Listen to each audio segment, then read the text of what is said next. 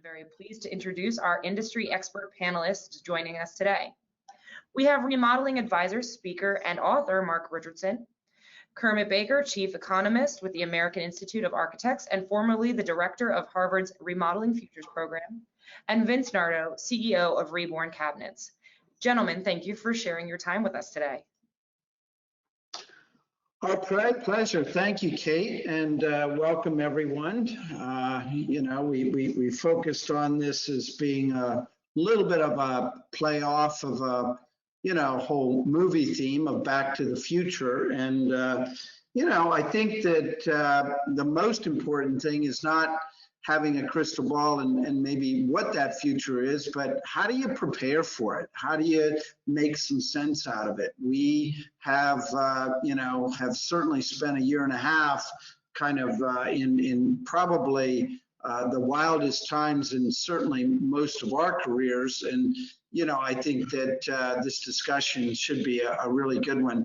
In working with Kate and certainly Liz and the team, we decided that we wanted to structure this, have a little bit of framework, but as you'll see with my my colleagues and panelists, we're probably going to call a few audibles and go different places, and we encourage for you to ask any questions. So certainly do, as Kate suggested, send a note with any of your questions. But we want to look at this kind of in three parts.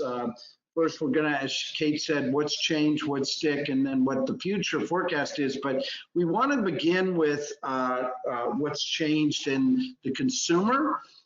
Then we want to go to the product itself or the projects that remodelers and companies are doing. And then we want to talk a little bit about the business. Most of you are in the remodeling business, and you are going to be focused on, how do I approach some of those key decisions of working remotely versus face-to-face, or working virtually or selling virtually versus across the kitchen table. There's so many, I think, things that will shake out over the course of the coming, certainly months and years that has been a result of this.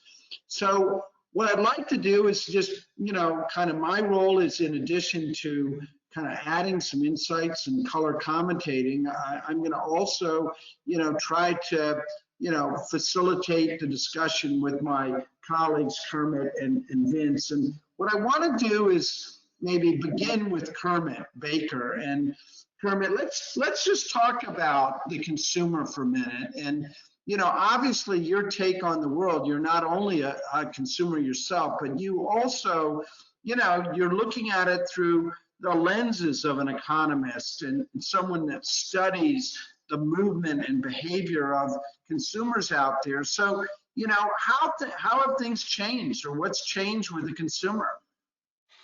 That's a very broad question, Mark, that I think has a lot of dimensions to it. Let me start with two, though, I think. And one is just how consumers view their home. And I think that has changed a lot over the last 15 months. We're doing a lot more things in our home now than we used to. I mean, our home is now our office. It's often been the classroom for our kids. It's where we're doing more entertaining, I think, than we used to. I think we're thinking about how well is our home serving our needs now, and how well is it going to serve our needs in the future. And therefore, a deep set of questions about how do we need to modify this to make it, help it accommodate what our changing needs are, and how those are going to continue to change in the future. So that's one dimension, I think, just sort of thinking about how households are using their home and thinking about how their home might be different. The other, and I think probably more of a significant change is thinking about where I want to live. And back in my college days when we studied urban economics, the thought was, and I think it was appropriate, that you choose to live based on where you're working, that you think about your commute to work as sort of critical to where you want to live. And now we're all working very differently. And most of us have been working remotely for a while. But I think a lot of households are going to continue to work more remotely in the future than they have in the past. So they may go into work 1 or 2 days a week. And if you're going into work 1 or 2 days a week, you may not mind a 60, 90, maybe even a 2-hour commute because you're not doing it that often. And that gives you a lot more flexibility about where you want to live and how much you have to pay for a home. And if I'm not going into work at all, if I'm fully telecommuting, I can live almost anywhere. And I can think about very, very different things that I care about in a home in terms of what the environment is, how close I am to relatives, what I can afford to pay for a home, and other sorts of things too. So it's really kind of very fundamentally changing, I think, the way that we think about what's the broader environment that we want to live in. Excellent. Thank you, Kermit. So Vince, when it comes to the consumer, obviously you have a focus on, kitchens and bathrooms and windows. Are you seeing kind of what the consumer cares about changing, or what's changed from their perspective? Yeah, I think, and this probably goes a lot to see what the activity goes to align with the activity we're seeing, is that I think that the consumer now has a better appreciation for their home. I think that pre-pandemic, the home was there, maybe the home was worn, maybe my bathroom was bad, maybe my kitchen was bad, but I didn't necessarily, it wasn't a primary focus. But now that I am, like Kermit said, spending more time in my home, I'm appreciating my home more, right? I was forced to spend a considerable amount of time in my home during the pandemic, so I've learned to appreciate it more. And I think that's a lot to why we're seeing an increase in remodeling activity. I mean, I know people had pent up money, obviously, but I think that that's also saying, you know what, it's time. And just talking to one of my team members the other day who's worked here for a very long time, who's now redoing her kitchen. She's like, it's just time. So I think that's a big change now that we're seeing, is that the consumer is really appreciating their home and realizing that they can really create that space or that oasis that they really always dreamed for. Related to that, Vince, and I've seen this with many of the remodelers I interact with and work with, is that the average ticket or the average expense that people are putting into their home is increasing. And I love the word you're using. When you appreciate something more, you feel like you deserve to put more into it and spend a little bit more on it. Are you finding, when it comes to the diverse products and services that you have, people spending more on particular projects than they were, let's say, 2 years ago or 3 years ago? Yeah, we've seen our average ticket, not because of price increases, but we've seen our average ticket increase. I mean, yeah, I believe that it's fully because people are vested more in the project. I mean, I just see them, the questions I get asked from consumers that I speak to, is not a lot, but that I speak to, and how they're looking at the project's different. They're looking at the project more as an extension of them rather than a place in their home that they're just painting, if you will, or just giving it a facelift. Excellent. So Kermit, when it gets back to the consumer, it seemed like we had this kind of migration during the pandemic out of the city, people wanting space to breathe and elbow room and all of that. I know we're maybe moving ahead a little bit here, but do you see that as being a permanent thing, or do you see people, getting back to your earlier point, gosh, I moved into the city for a reason, and is that reason gone now, or do you think that some of the indicators are people are going to start to come back home, so to speak, to the city? I think we'll see a lot of variation in that market. I think it's a great point that, why do people like to live in cities? And it's, for convenience and environment. You can walk out your front door and there are 10 restaurants within walking distance. You can walk to work or take public transportation. You can walk a block or two away and take your child to a playground or something like that. All those things that were pluses, I think, a year and a half ago are, have been liabilities during the pandemic. I don't want to be around a lot of people. I don't want to take public transportation to work. I don't want to walk out my front door and run into a throng of people that I really can't avoid. The density, the other people there is inherent in me living in a city. So, I mean, I think your point is exactly on. That when the pandemic hit, people wanted to get away from that. They wanted to be, where there was more space and a bigger backyard and more room in their home. But they also wanted to be where there were fewer people around. That might be viewed as a risk or a liability. Now, are they going to move back? I think it really depends on the situation. A lot of those folks that were living in cities were young couples with young children that were probably going to move to the suburbs because of schools, because of having a bigger home with a bigger backyard. But we're kind of delaying it. And then when the pandemic hit, it was sort of, well, we're going to do that over the next year or 2 or 3 anyways. Why not do it now? And I think those folks are certainly going to stay. I think others we're just trying to avoid that, that urban density, wanted to be away from it. And that now that things are opening back up again, are saying, well, maybe it wasn't so bad. Maybe now that things have settled down, I can move back to my old apartment or condo and everything will be okay. And I think there's a third group that's really to this day saying, I don't know where I want to live. And part of it depends on a conversation we had before. How often am I going to be going back into the office? If it's not that regularly or not that frequently, then do I need to move back to a place where I'm going to be paying higher rents or higher housing costs because they're more expensive? And maybe I want to look to some other option out there. And I think there's a significant share, portion of the population that's still kind of trying to sort that out, still trying to figure out what makes sense for them, what kind of housing do they want, what kind of neighborhood and community do they want, and is still trying to sort out, all those pluses and minuses.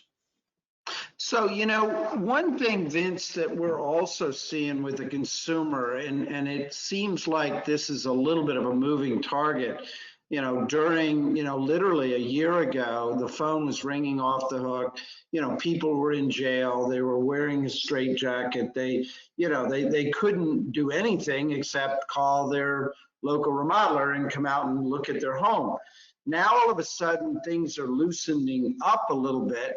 And the phone's not ringing quite as often. And, some of the companies certainly, are having to get a little bit more creative to get marketing going again, or to get the phone to ring again. What I wonder is that an indication of any sort of tide shifting here, or is that more that they have more choices? They can travel, they can go out to restaurants, they can do other things besides, think about remodeling their home. Do you have any feel or sense for that? Well, this has got to play out a little bit more. California just opened up today, so this is going to have to, we're going to have to spend a little more time on this. But I think, if I just were to use, we talked about our crystal ball earlier, but if I were to take my crystal ball, I think that, yes, I think people were less distracted. So when they were less distracted, they were able to focus on, less things to worry about. They focused on their home, right? So now that we bring those, if you want to call them distractions back, whether it be travel, whether it be the ability for me to go to the gym every day, whatever that distraction might be, I guess the question in my mind is can we remind them of what was important last year? Can we market to them and remind them the importance of their home? Can we bring that back to them and make it a focus rather than a second thing? And I think we can. I think that, with proper marketing, with proper engagement, I think we can I think homeowners will have an everlasting different way they look at their home. And I think we just have to keep them reminded of that. We might not see quite the flurry of activity, but I don't see that we're going to see any sign of a significant measurable decline. And none of the people I speak to across the country are seeing a significant measurable decline after being opened back up. Mark, if I could expand on Vince's point too. I mean, I think he's exactly right. Vince used distraction. I think you might also use the concept of opportunity, that we can do a lot more things now than we could 6 or 9 or 12 months ago. And I think one thing we're seeing out there in the broader economy is a lot of pent-up demand. There was a lot of savings by many households during the pandemic. I mean, we're talking about trillions of dollars in savings that households couldn't spend going out to dinner, going to baseball games, traveling to Europe, and things like that. And I think the big question is, what are they going to spend it on? And I think Vince is right in saying, you know, it might be remodeling my kitchen. On the other hand, it might be, you know, climbing the Alps, or you know, visiting Southeast Asia, or you know, quite frankly, just, you know, going to ball games and going out to dinner, things I couldn't do before. That there's a lot more competition for the money that these households have saved up during the pandemic. And I think you're right, Mark, in saying we as an industry are going to have to be a little more aggressive in terms of you know, trying to get some wallet share there. When there wasn't much competition last year, now there really is a lot of competition for that extra savings. And, you know, real quick, Mark, another point that I was just thinking in my mind was, you know, it'll be interesting to see if we as a culture have shifted. In other words, you know, to what Kermit said is right. You know, they couldn't go out, they couldn't do this, they couldn't go to the Swiss Alps.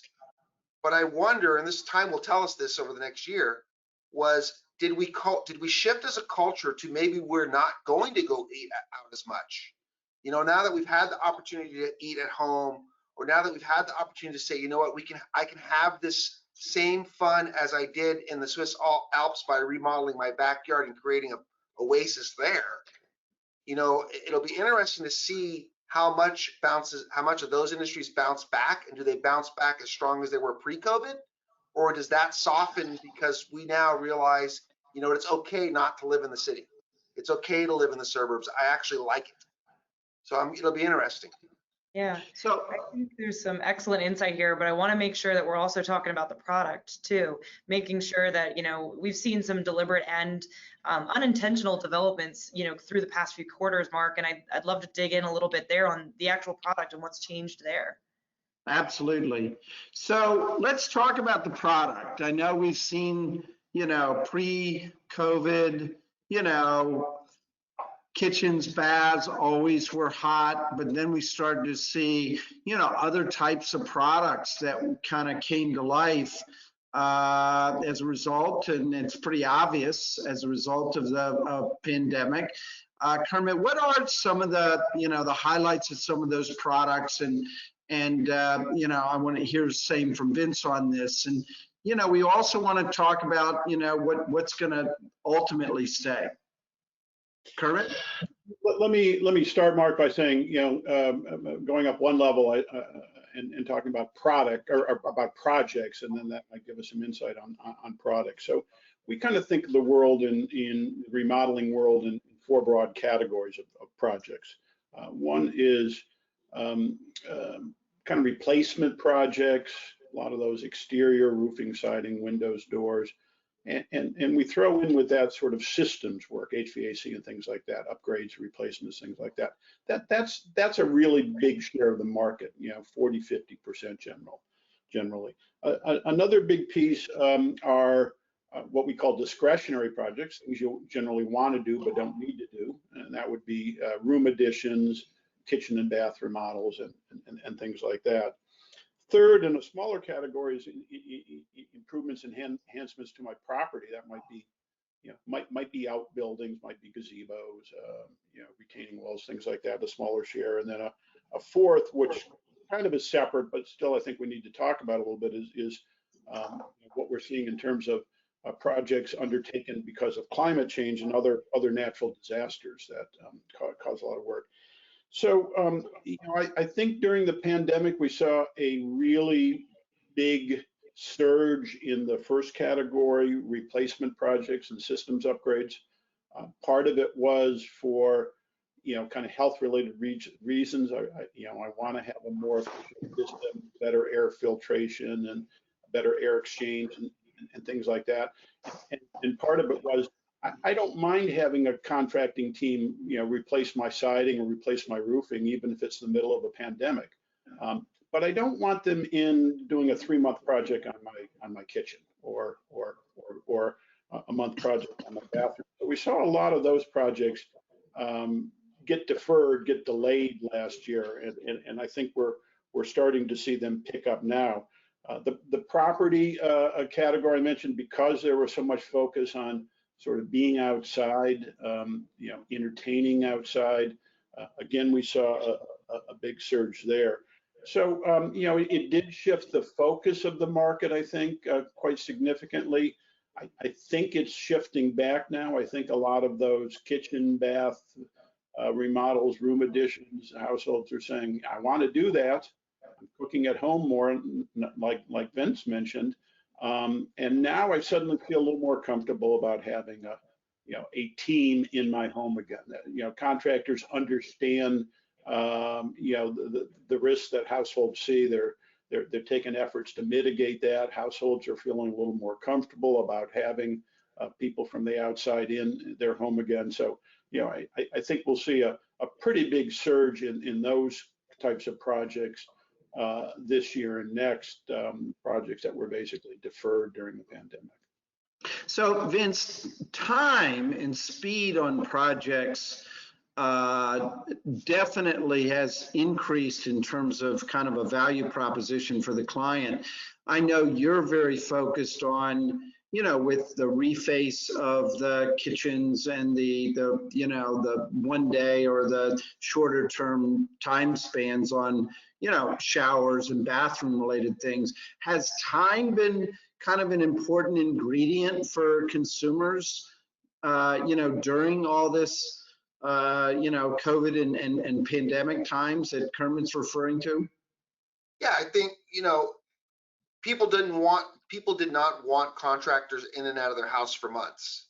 They just weren't comfortable with that. And also because they were home, they didn't want their house disrupted for that extended period of time either, because they were forced to live there and be there every single day.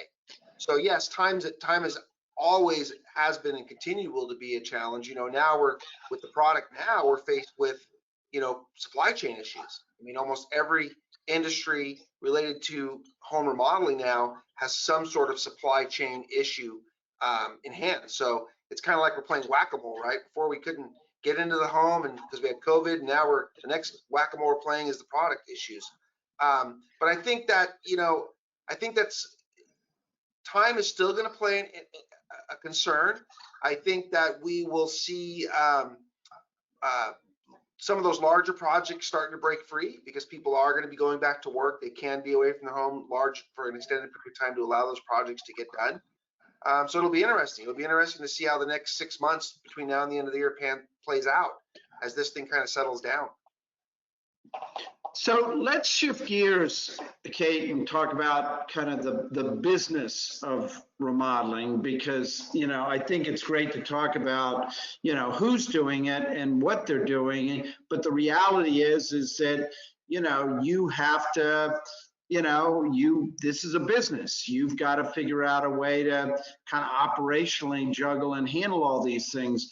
What are you seeing, Vince, as a $100 million remodeler out on the West Coast? What are you seeing as kind of the changes that are taking place as it relates to the business?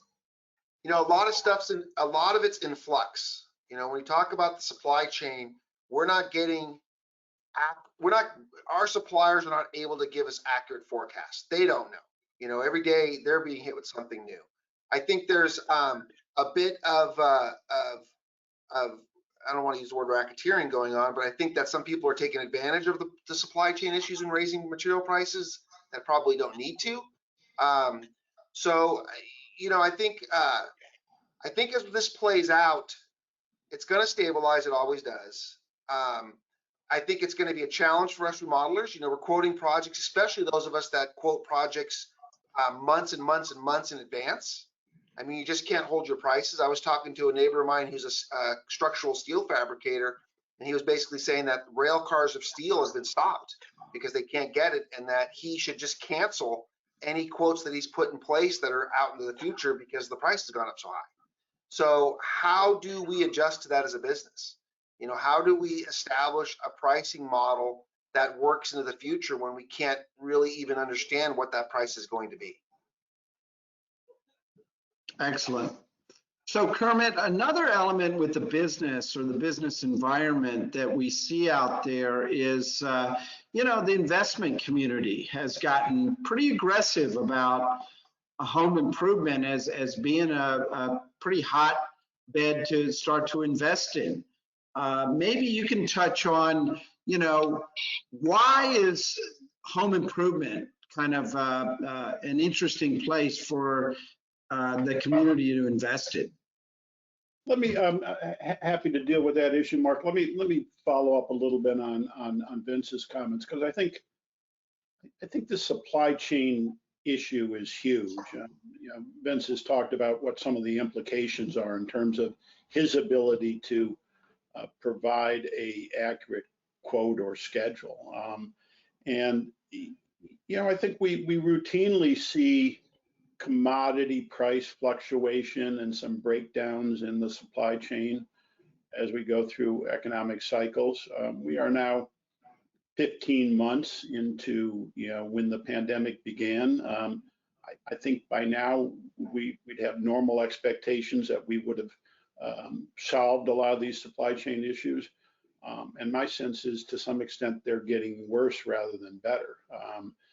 I listened to a presentation last week, someone from the wood manufacturing business, about why wood products are so expensive. And 15 minutes into this, I couldn't quite understand what he was saying, but it had a lot to do with resins and you know, and Chinese exports, and a lot of stuff that you don't think about in terms of, you know, getting some framing lumber for your remodeling project. So I mean, I think this is quite frankly a challenge to, you know, globalism. I think we're finding that, you know, when you have a complicated, complex supply chain, once anything goes wrong, it sort of breaks down the entire system. And this 15-minute explanation about why lumber was so expensive had really nothing to do with kind of, you know, basic wood prices. It had to do with a lot of other things that go on to get from A to B. So you know, we'll see what's going on. And one little anecdote, not related to remodeling but to home building. A builder was telling me that they're putting up homes, can't get appliances. They're putting appliances in the homes that the home buyer didn't request, just so they can close on those homes, and are telling them that we'll be back in 2 or 3 months and swap out those appliances when we get the right ones in. You know, that's a pretty extreme measure, I think, to kind of try to grease the skids to get the system working again. But you know, you raise the investment issue, and I think that's an important one too. And we're seeing really pretty dramatic changes there. I think less so from the pandemic, but they are dramatic changes, and some of them have to do with you know, the Vince Nardos of the world, that we built some pretty big, stable, profitable remodeling companies across the country. You know, the vision we had when we started the Remodeling Futures program 25 years ago was these were small contractors, generally didn't survive a change in ownership, so they were one generation businesses, came and went. You know, the failure rate for remodeling companies is astronomically high, and why would you invest in a company that, you know, may well be out of business next year or 2 years from now, and under the best case scenario, that business will really not be worth much once the founder and owner retires. And we've seen, you know, really over the last 5 or 10 years, a really growing professionalism within the industry. We've seen a lot more scale. We're going to see our first $1 billion remodeling company probably over the next few years. You know, thinking about a $50 or $100 million remodeling company 10 or 15 years ago was kind of a stretch. So we're seeing that scale, we're seeing those efficiencies, and we're seeing the stability. Unlike home building, where you can see a 50-60% decline from one year to the next and a 20-30% growth from one year to the next. Remodeling is a pretty stable industry. We saw that during the pandemic, where we saw this sort of stable growth that investors love to see, even in the face of pretty dramatic headwinds to industry growth. And investors are looking for a steady stream of income, a lot of repeat customers, basically a low risk in terms of what they're putting their money into. And I think remodeling is increasingly fitting that definition, and increasingly an attractive option compared to a lot of others, coupled with the fact that it's and we'll get to this in a little while, but the outlook seems pretty rosy for the remodeling industry. It looks like we're going to see a fair amount of growth in the coming years too. So I think that has gotten a lot of attention, and we are seeing something now we haven't seen before, which is private equity suddenly looking much more favorably at the remodeling industry and home improvement companies as sensible investments that could generate good, healthy returns. Excellent. So Kate, let's move on. So now we're going to talk about what's going to stick. So Vince, when we talk about all these changes that have happened, and it seems like, for the most part, the changes are all sensible. When we look in the rearview mirror of what's happened, we say, okay, that makes sense. That makes sense. It just happened, much, much faster in a year rather than a 10-year cycle. But now looking forward, what's going to stick, and potentially what do you think is going to gravitate back to the kind of the old way of doing things? So I think transactionally, we've all changed. For those that haven't had to change the way their business transacted, right? A lot of touchless, a lot of paperless, a lot of introduction of technology where businesses were, maybe I don't need to, maybe I should. They were now forced to. So that's going to stay, right? We've just, what our industry, for the most part, and to what Kermit's spoken, generally speaking, is way behind the times in a technological standpoint, right? We aren't on the cutting edge of technology. We're getting there, but I think the pandemic forced many companies to get there quickly. They were forced to work remotely. They were forced to bring in, VoIP systems and different technologies into their business to advance, to be able to function. So I think what that's also done has now elevated the skill of most of these companies, that they are now going to be open to the use of these additional technologies that they may have not wanted to look at for several years down the road. So I think that's what's going to stick. I think that technology's here. I think that obviously we're not going to return back to, I'd be surprised if anybody using a flip book in the home. I could probably tell you pre-pandemic, a vast majority of people are probably still using a flip book. So I think that's changed. I don't think that's coming back. And I think that's also elevated the consumer's request for those things. I think that, now more than ever, pre-pandemic, 3 years ago, we all talked about why technology was important, why using a digital iPad in the home was important, because it advanced the way the consumer looked at you. That's more important than ever now. You walk in without this technology and walk in old school, the consumer's looking at you like, really? Because the majority of the people aren't doing it that way. So I think that's a big challenge for remodelers to remember, and that they have to continue to embrace these technologies. Excellent. So Kermit, what are your thoughts? What do you think is here to stay versus going to gravitate back, and what might that look like? Well, Vince was just talking about technology, and I think I heard mostly technology in terms of the sales and marketing process and things like that, and I think that's exactly right. I think something that's even more critical is technology in the context of the labor situation facing this industry.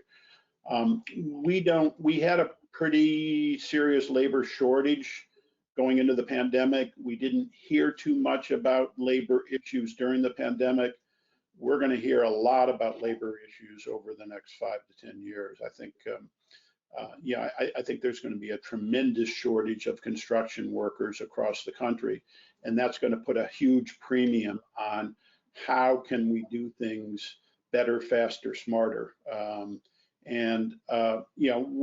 We'll see. And I think the companies that can figure that out are going to be way ahead of the curve from the others in terms of how they can how they can survive in this environment. I think that Vince has mentioned that sort of keeping projects on schedule, it has been a major challenge, and that's been for not traditional labor issues. I think it's because other things are going on. A lot of it is just, I can't get the products I need. They won't tell me when they're going to come.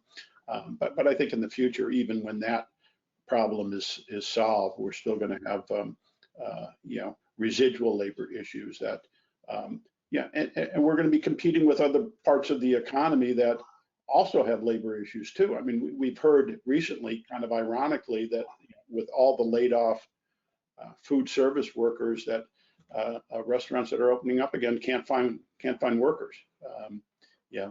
Doesn't make any sense really, but it sort of does. I think people are looking for better opportunities.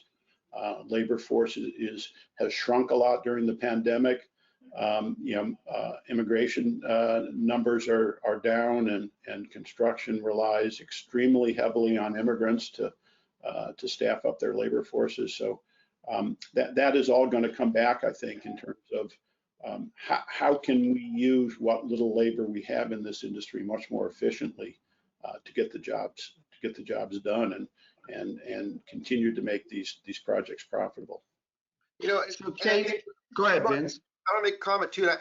Carter brought up an interesting point. As I sit back and think about, our industry never was glamorous, right? You weren't going to college to study to go into our industry, right? I mean, it just wasn't something you did. But I think we have an opportunity now, and I think we're getting there quickly. Hence, it wasn't an industry investors invested into, right? It wasn't an industry you put your money. They're realizing that now it is a good industry for that. So I think that's also going to change the face of our industry.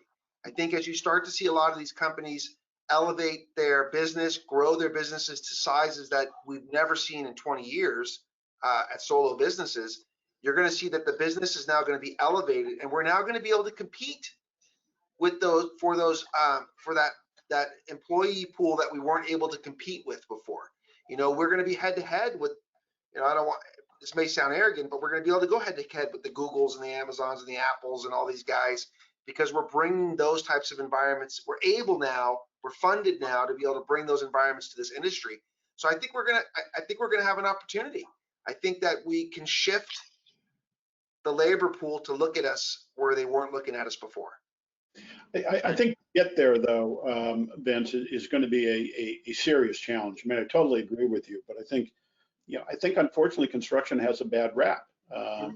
You work in construction, long hours, hard work, very cyclical. You may be unemployed for 3, 6, 9, 12 months at a time. Why do that? The National Association of Home Builders did a survey, this is now 3 or 4 years ago, asking 18 to 25-year-olds what career path they wanted to follow. 3% of the respondents said construction. Just to maintain kind of current levels, we need 2 to 3 times that amount, sort of 6 to 9%, 6 to 8% of young people entering the workforce to choose construction. And we haven't done a good job as an industry talking about what are the benefits of being a remodeler. If, for example, you're entrepreneurial and want to run your own business, the chances are much greater in the remodeling industry than almost any other industry in our economy. I'm not sure many people know that. And so I think you're absolutely right. We can compete with the Apples and the Googles and the Amazons of the world, but not without a pretty strong PR campaign out there to let people know what the advantages really are. Excellent. So, Kate, let's move to the final leg here, and that is I want our guests and kind of respondents here touch, dust off your crystal ball. I know you're not a psychic, and I know there's a lot that's changing out there, but you know, when you look, Vince, at this kind of crystal ball and you're making decisions and you're advising others, I mean, what does that say to you? What does it look like? I don't know, I think this last year we've been like a ship with a broken engine in the ocean, just listing here and there wherever the tide takes us. You know, so is that engine, now that you can take your mask off, is that functioning a little bit? yeah, I think the forecast is going to be very good for those businesses that embrace where we are and look at the opportunities in front of them and have the discussions that we're talking about regarding, you know, how do I compete with those other major employers for employees? What do I need to build internally to be able to do that? I think that we now have that. I think there's a lot more people, even the consumer, realizing remodeling isn't a guy in his truck. It doesn't have to be a guy in his truck, right? There's a real business behind it.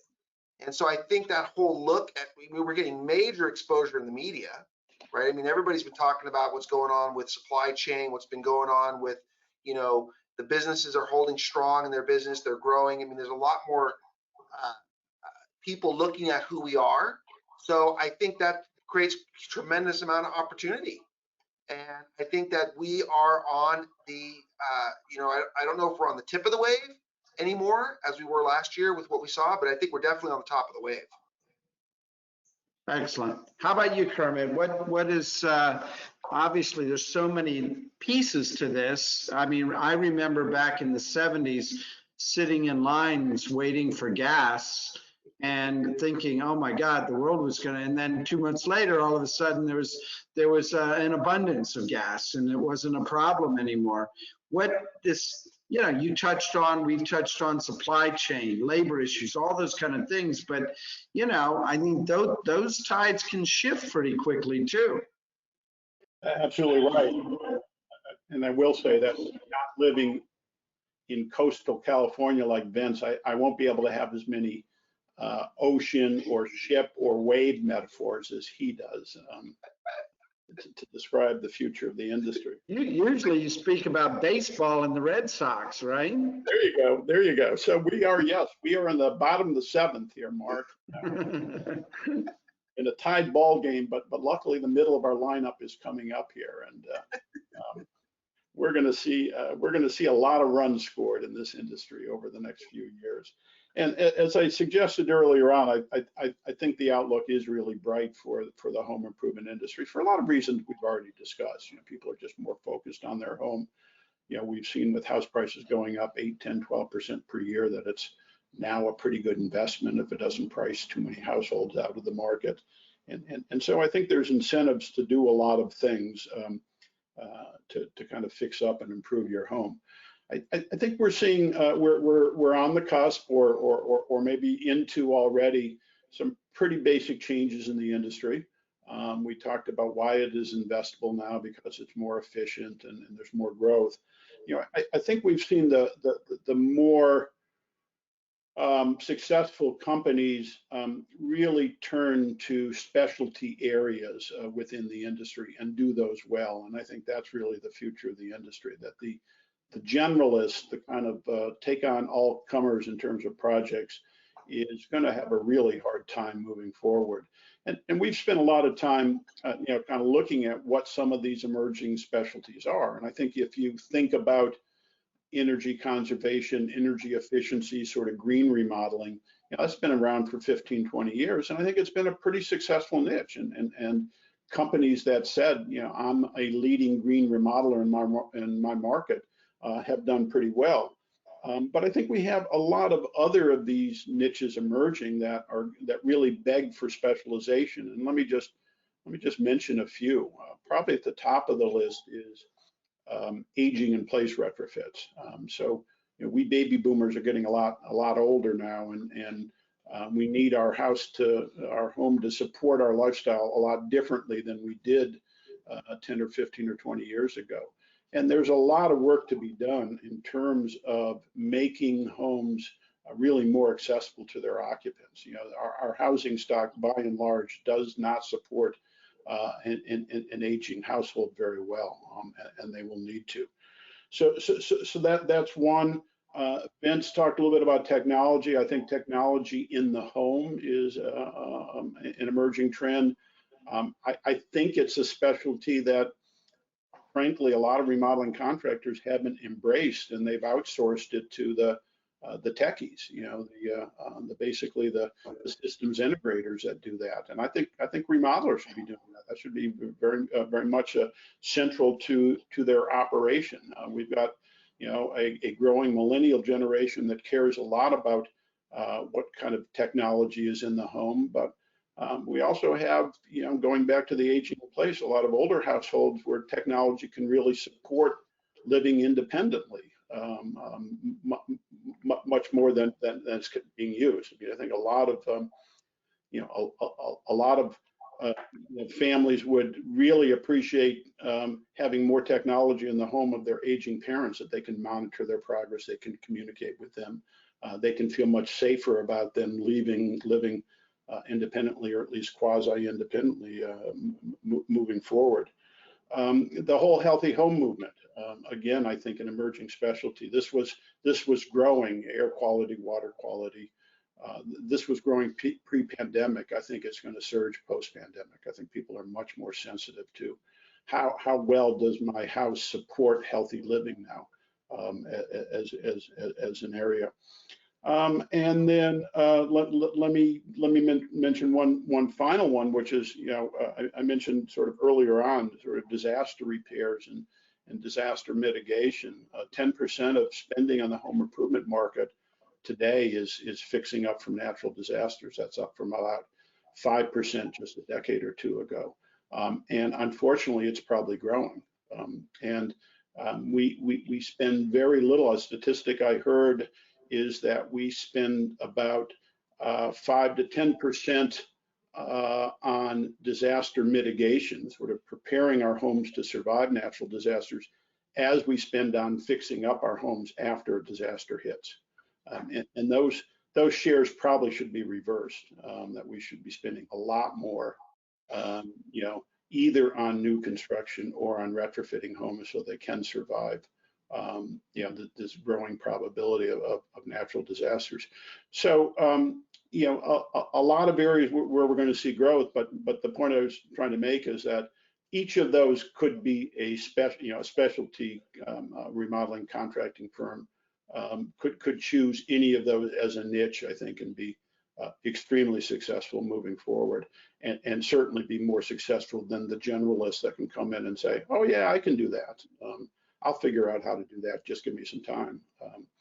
So we're about out of time, Kate. I know we want to at least open it up to take some questions. And while that's happening, just to, you know, to make a couple comments and summarize, you know, one of the things none of us have a crystal ball, or we certainly never predicted what's happened in the last, you know, year and a half. But one of the dynamics that I'm seeing is friction. And I'm seeing this paradox between high tech or going back to high touch. I'm seeing this virtual versus face-to-face kitchen table. I'm seeing this remote work versus get back in the office and be together. And I feel like, you know, there's a lot of debates, just like there was in the previous election, heavy debates on it.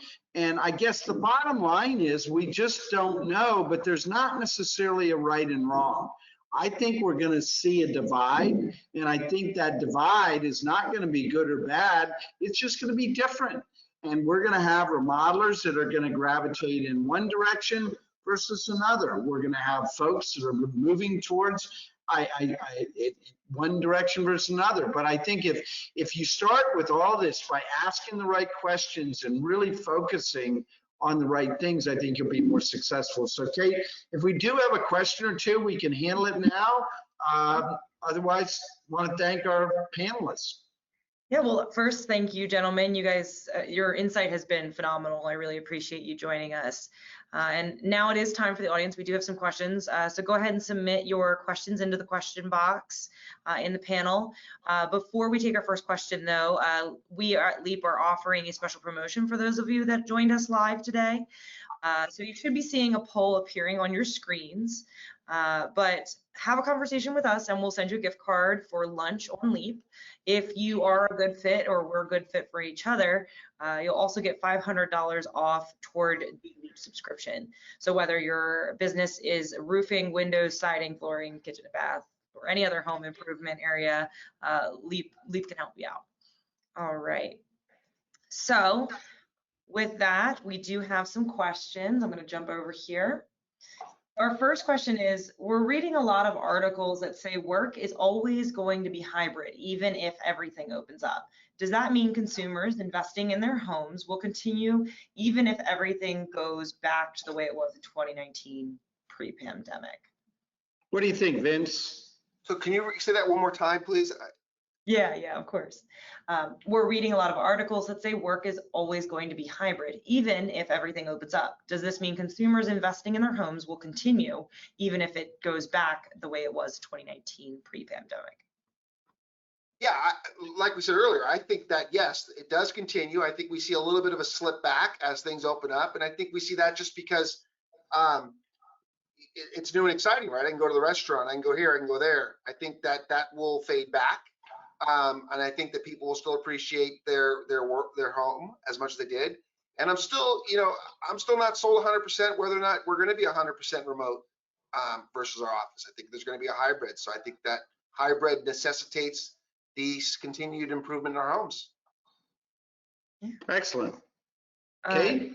Yeah, we have another question. Any thoughts on when bioplastic materials might become available mainstream? I'll leave that up to Kermit or Vince. And Vince, I heard Mark was an expert on that topic. I did hear about that. No, he does. Yeah, that's a good question, Kate. Thank you for asking. I tell you that in our space, people have tried in wood products to bring all that stuff in, and it just really has not stuck. Maybe can't be stuck together. I don't know. So I don't know if there's any time that we're going to see our industry of construction, which is not heavily using, we're not building biodegradable homes yet. So I don't know. I don't think technology's caught up with the need yet. Let's see. When will the recording be available afterwards? Yes, we're going to be sending that recording out by tomorrow morning, and we encourage you to share it with your colleagues, especially because the conversation has been just so robust. Let's see. I think that might be all the questions we have. Were there any final notes? We have 5 minutes left, and I'd love to just kind of hear your thoughts if there's anything else that you just really want to get out there. Any final thoughts, Kermit? Well, let me think what Vince and I have left unsaid during this hour of conversation. I'm not. I think we've touched on all the major topics. Let me leave it at that. I think I can't. Sounds good. How about you, Vince? I'll just say this. This has been a crazy ride for the last year and a half. The ride's not over. It's not time to get off. But I think that those of us that really embraced what was going on and really went towards the challenge, we've been successful at it. And I just want to encourage everybody out there in the remodeling space that no matter what you're faced with today, which we all know supply chain issues we didn't have last week or 2 months ago, we just got to continue to go forward. We got to continue to fight for it. We got to continue to go towards the challenge.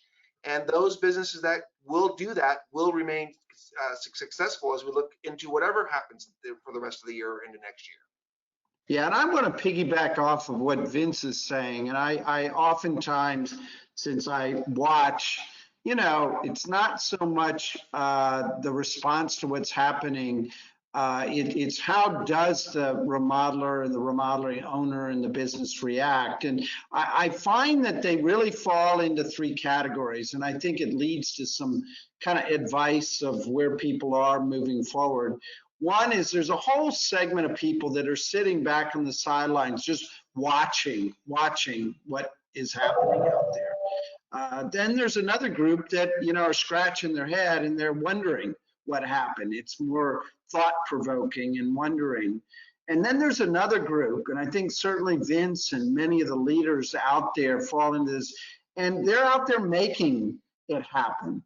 And I guess the thing that I would encourage is, you don't have to react to things. There's so many kind of good, strong ingredients, and you can be proactive and you can make it happen in the environment that we have. And I think that those that get out and make it happen are going to be the winners and going to be the ones that are going to be most successful.